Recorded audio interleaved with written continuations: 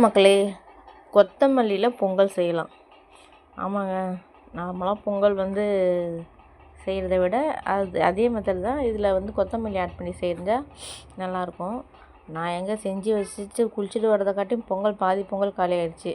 நான் வீடியோ எடுக்கிறதுக்கே அந்த பாதி பொங்கல் போயிடுச்சு. கொத்தமல்லி, 3 பச்சை மிளகா, 2 சின்ன வெங்காயம். வெங்காயம் அது உள்ள அடியில் இருக்குது. அது போட்டுட்டு அதுக்கப்புறம் தான் ஃபோட்டோ எடுத்தேன்.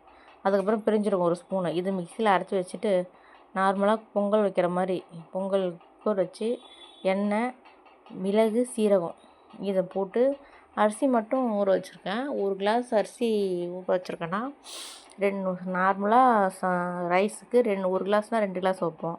இது பொங்கலுக்கு மட்டும் 2.5 கிளாஸ் வைப்போம். அரை கிளாஸ் எக்ஸ்ட்ரா. 1 கிளாஸுக்கு 2.5 கிளாஸு அது வைக்கிறது. எண்ணெய், மிளகு, சீரகம் இது 3 இதிலே போட்டுருவோம். ஃபஸ்ட்டு நம்ம பொங்கல் வச்சு தாளிப்போம்ல, அந்த மாதிரிலாம் கிடையாது. இது முன்னாடியே தாளிச்சிடுவேன். தாளிச்சிட்டு நம்ம அரைச்சி வச்ச அந்த கொத்தமல்லி, பச்சை மிளகா, பெருஞ்சீரகம் இருக்கும்ல, அதை எடுத்து இதில் ஊற்றணும். பாருங்கள், மிளகு, சீரகம் தான் 2த்தையும் போட்டுட்டு அதுக்கப்புறம் அந்த மசாலா அரைச்சி வச்ச மசாலா போட்டுடுறேன். போட்டு ஒரு 3-4 விசில் வச்சேன். தேவையான அளவு தண்ணி ஊற்றிட்டு, அதை சொன்னேன்ல, 1 கிளாஸ் அரிசினா 2.5 கிளாஸ் தண்ணி. செம்ம சூப்பராக இருந்ததுங்க.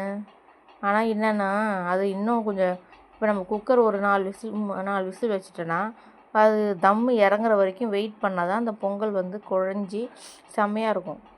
எங்கள் வீட்டில் அவசரம் சொல்லிட்டு நான் ஆஃப் பண்ணிட்டேன். அதனால தான் நல்லா தான் இருந்துச்சு, டேஸ்ட்டாக இருந்துச்சு. இதுக்கு சட்னி நமக்கு என்ன சட்னி, பொட்டுக்கல் சட்னி செம்மையாக இருக்கும். நான் கோஸ் சட்னி நைட்டு செஞ்சேன்னா அதே சட்னியை காலைல யூஸ் பண்ணிட்டேன். தண்ணி வச்சு செம்மையாக இருந்துச்சு, சூப்பராக இருந்துச்சு. நீங்களும் ஒரு முறை செஞ்சு சாப்பிட்டு பாருங்கள், டேஸ்ட் எப்படி இருக்குன்னு பாருங்கள். எப்பயுமே பொங்கல் நம்ம நார்மலாக செய்வோம், இதுமாதிரி செஞ்சு சாப்பிட்டு பார்த்தா டேஸ்ட் எப்படி இருக்குன்னு தெரியும். நல்லா தாங்க இருந்துச்சு. நீங்கள் செஞ்சு பாருங்கள். அப்புறம் சப்போர்ட் பண்ணுங்கள், லைக் பண்ணுங்கள், எனக்கு சப்ஸ்கிரைப் பண்ணுங்கள். நீங்களாம் சப்போர்ட் பண்ணால் மட்டும்தாங்க என்னால் அடுத்தடுத்த வீடியோ போட முடியும்.